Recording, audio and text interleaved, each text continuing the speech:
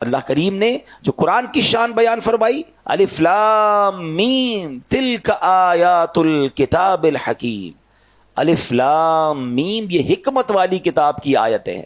یعنی قرآن کریم کی پہلی شان تو یہ ہے کہ ہر لفظ حکمت بھرا ہے، ہر لفظ میں خزانے ہیں. اور آگے ارشاد فرمایا ہدن یعنی ہدایت. دوسری شان یہ ہے کہ قرآن کریم صرف کتاب حکمت نہیں بلکہ کتاب ہدایت بھی ہے. قرآن کریم کی تلاوت کرے چاہے سمجھ کر کرتا ہو یا بغیر سمجھ کے کرے، عربی ہو یا عجمی ہو، عالم ہو یا بے پڑھا ہو، بس قرآن کریم کھولے، ادب کے ساتھ اس کے الفاظ مبارک اپنی زبان سے ادا کرتا جائے، اس کے ان الفاظ کی بھی تاثیر یہ ہے کہ وہ دل میں ہدایتیں اتار دیتا ہے.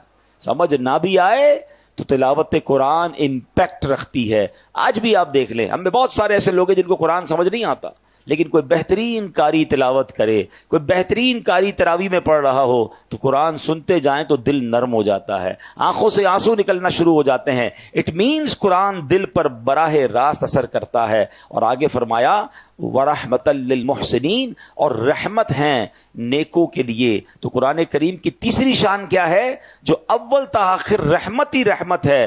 دنیا کی کوئی ایسی کتاب نہیں جس کے ایک ایک حرف کو تلاوت کرنے پر 10 نیکیاں ملتی ہوں. یہ صرف قرآن پاک کی شان ہے. بندہ جب قرآن پاک کو کھول بیٹھتا ہے نا، صرف قرآن کو دیکھنا شروع کرتا ہے، پڑھنا شروع کرتا ہے، چھما چھم رحمتیں برسنا شروع ہو جاتی ہیں اور نیکیوں کا ذخیرہ جو ہے وہ بڑھتا چلا جاتا ہے. اب پیارے اسلامی بھائیوں، اب یہاں ہمیں بہت اہم بات قرآن سے جو میسج لینا ہے.